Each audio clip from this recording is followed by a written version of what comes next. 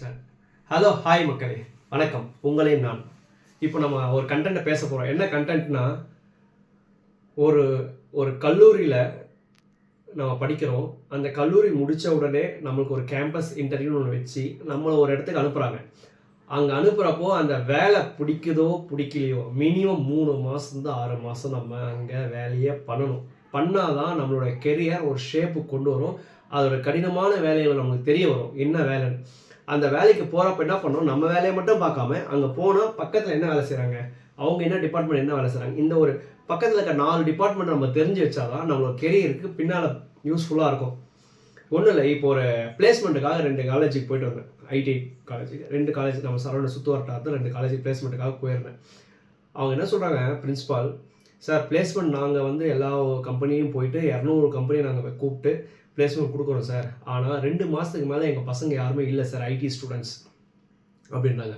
சரி ஏன் மேம், என்ன ரீசன் கேட்டால், சார் 2 மாதம் ஒர்க் பண்ணுறாங்க, செட் ஆகலைன்னு சொல்லிட்டு ஸ்விக்கி சொமேட்டோ ஃபுட் டெலிவரி பண்ணிகிட்ருக்காங்க சார். இந்த அவல நிலையை எங்களால் ஒன்றுமே சொல்ல முடியல சார்.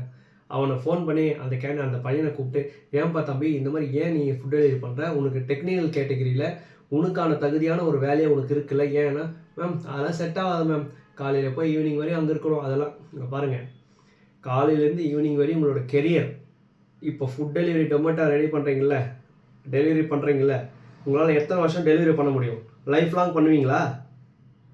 உங்களால் வண்டி ஓட்ட முடியுமா? முடியாது. இது தற்காலிகமான ஒரு வேலை. ஸோ தயவுசெய்து பசங்க எல்லோரும் கொஞ்சம் மோட்டிவேட் ஆகுங்க. உங்களோட டெக்னிக்கல் கேட்டகரி, நீங்கள் ஒரு ஒயர்மேன் எலக்ட்ரிஷியனா, நீங்கள் ஒரு பம்ப் ஆப்ரேட்டரா, ஒரு பம்ப் மெக்கானிக்கா, ஒரு மோட்டார் சர்வீஸ் பண்ணுறக்கூடிய திறமை இருக்கா, நீங்கள் அந்த கம்பெனியில் ஒர்க் பண்ணுங்கள்.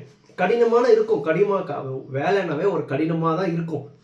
ஆனால் நீங்கள் தயவு செய்து 3லேருந்து 6 மாதம் வெயிட் பண்ணுங்கள். அந்த கடினமான வேலையை நீங்கள் செய்யுங்க. அப்போ உங்களுக்கு தெரியாத வேலையை நீங்கள் கற்றுக்கிறதுக்கான நல்ல ஆப்பர்ச்சுனிட்டி கிடைக்குவாங்க. அப்போது அந்த கம்பெனி என்ன பண்ணும், உங்களுக்கு ஒரு எக்ஸ்பீரியன்ஸ் கொடுக்கும்.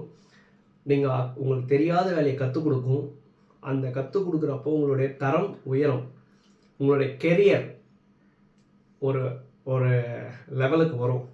அந்த கெரியரை வச்சு இந்த கம்பெனியோட இன்னும் நல்ல கம்பெனி போகலாம், பிளேஸ்மெண்ட் ஆகலாம், நல்ல சமுதாயத்துக்கு போகலாம், நல்ல வேலையை கிடைக்கும், நல்ல சம்பளம் கிடைக்கும். சம்பளம் கிடைச்சி உங்களுடைய ஃபேமிலியை நீங்கள் ரன் பண்ண முடியும். நீங்கள் நினைக்கிறீங்க இல்லை ஜொமேட்டோவே பண்ணிடலாம், ஜொமேட்டோ ஒரு வேலை தானே, அதுவும் நாங்கள் ஒர்க் பண்ணுறோம். இங்கே பாருங்கள், ஒரு டெலிவரி பாய்ன்றது நான் தப்பாகவே சொல்லலை. இது தற்காலிக வேலையாக இருந்தால் மட்டும்தான் இருக்கும், நிரந்தர வேலை இருக்காது. அப்பயே நம்ம பழைய காலம் நம்மளாம் சொல்லுவாங்க, தொழில் ஒன்று கற்றுக்கொள் கவலை இல்லைன்றது ஒத்துக்கொள் அப்படின்னு. தொழிலை கற்றுக்கணுன்னா நம்ம ஒரு கேட்டகரி பண்ணோம்னா அந்த தொழிலை நம்ம சுத்தமாக கற்றுக்கணும். கற்றுனதுக்கப்புறம் நம்ம இஷ்டத்துக்கு கம்பெனியை செலக்ட் பண்ணலாம். இந்த கம்பெனி எனக்கு என்னோடய தொழில் எனக்கு தெரியும், இந்த கம்பெனி நான் உங்ககிட்ட வரணும்னா எனக்கு இவ்வளோ கேட்டகரி கொடுங்க, இவ்வளோ சம்பளம் கொடுங்க, நீங்கள் கேட்கலாம். தொழிலே கற்றுக்காமல் ஒரு டெலிவரி எவ்வளோ நாள் பண்ணுவீங்க? 40 வயசு ஆகிடும். அப்போ உங்களால் வண்டி ஓட்ட முடியுமா? முடியாது. ஸோ தயவுசெய்து ஸ்டூடெண்ட்ஸ் எல்லோரும் பாருங்கள், படிக்கிறப்பே நல்லா படிங்க. படிப்பு மட்டும்தான் உங்களை காப்பாற்றும். படிங்க.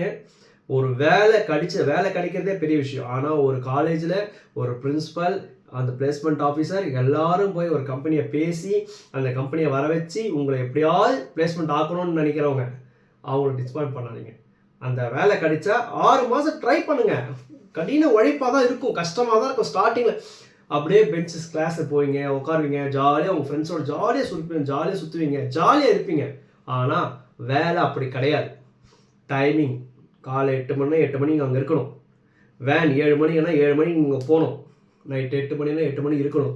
சம்டைம் ஓவர் டைம் வரும். ஓவர் டைம் வந்தால் யாரை நம்பி ஓவர் டைம்? ஒரு ஜாப் கொடுக்குறாங்கன்னா யாரை நம்பி? உங்களை நம்பி தான் கொடுப்பாங்க. நீங்கள் அந்த நம்பிக்கைக்கு ஒரு 4 ஹவர் தூக்கத்தை தள்ளி வச்சு அந்த வேலையை நீங்கள் முடிச்சு கொடுத்தீங்கன்னா உங்கள் மேலே ஒரு நல்ல அபிப்பிராயம் வரும். அதை கொண்டு வாங்க, நல்ல நம்பிக்கையை கொண்டு வாங்க. உங்கள்கிட்ட ஒரு வேலையை கொடுத்தா அந்த வேலையை முடிப்பான் அப்படின்ற ஒரு எப்படி சொல்கிறது, ஒரு நம்பிக்கை, அதை கொண்டு வாங்க.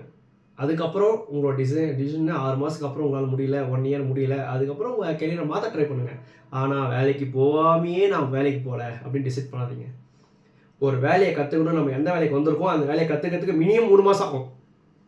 ஒரு டிப்ளமோ கேண்டிடேட் நீங்கள் படிக்கிறீங்க, 10th முடிக்கிறீங்க, +2 முடிக்கிறீங்க, டிப்ளமோ போகிறீங்க. டிப்ளமோவில் என்னென்ன வேலை இருக்குது? டெக்னிக்கல் டிப்ளமோவில் டெக்னிக்கல், அந்த டெக்னிக்கலை நீங்கள் கற்றுக்க மினிமம் 1 மந்த் ஆகும். ஸோ நம்ம ட்ரிபிள் வந்திருக்கோம், மெக்கானிக்கல் வந்திருக்கோம், இசிஇ வந்திருக்கோம். இசியில் இதுதான், இதை பற்றி தான் படிக்க போகிறோன்றதுக்கே உங்களுக்கு 3 மந்த்ஸ் ஆகிடும். அந்த மாதிரி தான் வேலை. நீங்கள் வேலைக்கு போனீங்கன்னா மினிமம் 6 மந்த், 1 வருஷம் வெயிட் பண்ணுங்கள், அந்த வேலையை கற்றுக்குங்க. அதுக்கப்புறம் ஒரு எக்ஸ்பீரியன்ஸ் சர்டிஃபிகேட் வாங்கிட்டு வேறு நீங்கள் உள்ளியாக அந்த கம்பெனி உங்களுக்கு செட் ஆகவே விட்டுட்டு வெளியே வாங்க, வேறு கம்பெனி தேடுங்க.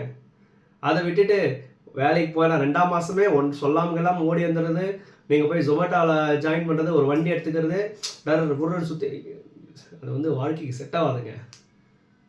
என் அன்பு நண்பர்களே, என் அன்பு சகோதரர்களே, உங்கள் எல்லாருக்கும் சொல்கிறேன், தயவு செய்து உங்கள் கெரியரை ஒரு லெவலுக்கு மேலே கொண்டு வாங்க. நன்றி, வணக்கம்.